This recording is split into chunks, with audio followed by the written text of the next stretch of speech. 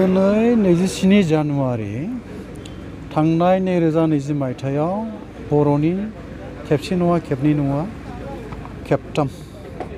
थामथि बर'नि गोजोन गोरोबथाखौ खालामनो हानाय जादोंमोन। दुलाराय बर' फरायसा आफादनि दैदेननायनि गेजेरजों NDBनि मोनब्रै हानजा आरो खौसेथि बर' सुबुं आफाद ज'है बर'नि माहारि आफादफ्रा लोगो नांनानै दिनैनि बे सानावनो 27 जानुवारि गोसोखांजाथाव सान बे सानाव मुंसाइ होनाय जादोंमोन गोदान दिल्लीयाव। आरो ओइदिनखालि जों मानगोनां भारतनि नखर बिफाननि मन्त्रि अमित शाह, आसामनि मानगोनां बै समनि गिबि मन्त्रि सर्बानन्द सन'वाल आरो फाइनेन्स मन्त्रि बै समनि रां बिफाननि डक्टर हिमन्त बिश्व शर्मा दिनैनि गिबि मन्त्रि बिथां थानाय आरो BTC-निफ्राय बै समावहाय हाग्रामा महिलारि बिथां आरो जों गासै बुंनो थाङोबा एबसु NDB आरो खौसेथि बर' सुबुं आफादनि दैदेनगिरिफ्रा बे बर'नि थामथि गोजोन गोरोबथायाव सागान होनाय जादोंमोन। दिनै बिनि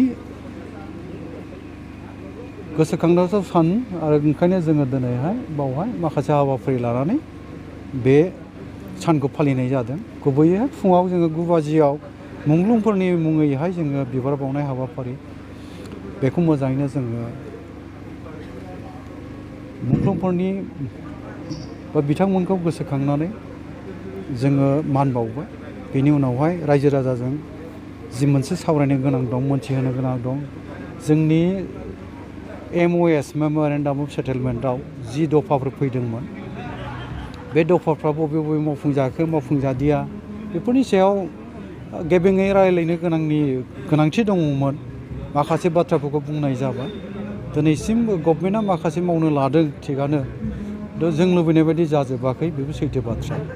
आरो गुबैयैहाय नैबेबो बाथ्राया सैथो, बेखौबो जों गनायनांगोन जे दुलाराय बुहुमाव कर'ना भाइरास बा COVID-19 जि मोनसे गिख्रंथाव थासारि फैदों बा बे बेरामा साग्लोबदों, बे जाहोनावबो जोंनि लुबैनाय बायदि जोङो गोख्रैयै खामानि मावनो लानायाव बेबो हेंथा मोनसे जानानै नुजाथिदों।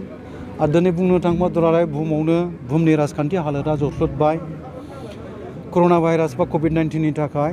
बे जाहोनाव भारत हादोरनि हालोदाबो एसेबां मोजां नङा। आरो ओंखायनो जोंनि आसाम रायजोआवबो जों लुबैनाय बायदि रांखावरिफोरनि बाथ्राखौ बुंनो थाङोबा बा रायजो राजानि जौगाखांनांगौनि माखासे बिथांखि लानानै हाबा मावनांगौ जायोब्ला बावहायबो जोङो फावसायनो गोनां जानाया बे सैथो बाथ्रा। ओंखायनो माखासे दफाफोरा दिनैहाय मावफुंजानो थांदों, माखासेया मावफुंजानो थाङाखै, गोबाङानो मावफुंजानो दंबावो।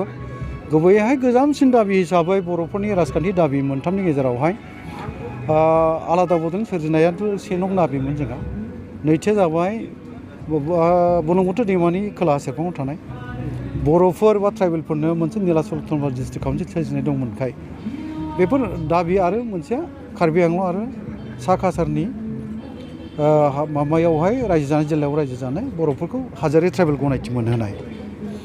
दा बिसोरनि गेजेराव बुंनो थाङोबा जोंनि दिनैनि बर' कसारि अनसाइ गावहायारि खुंथाय जोंनो सरकारा होनाय जि खुंथाय खाबु होदों, बेजों संकसनिफ्राय सदियासिम जों रायजो नागिरनाया दिनै बुंनो थाङोबा सेटेलाइट कनसेप्टआवहाय मरलेस जाफुंबाय होनजायो आरोखि।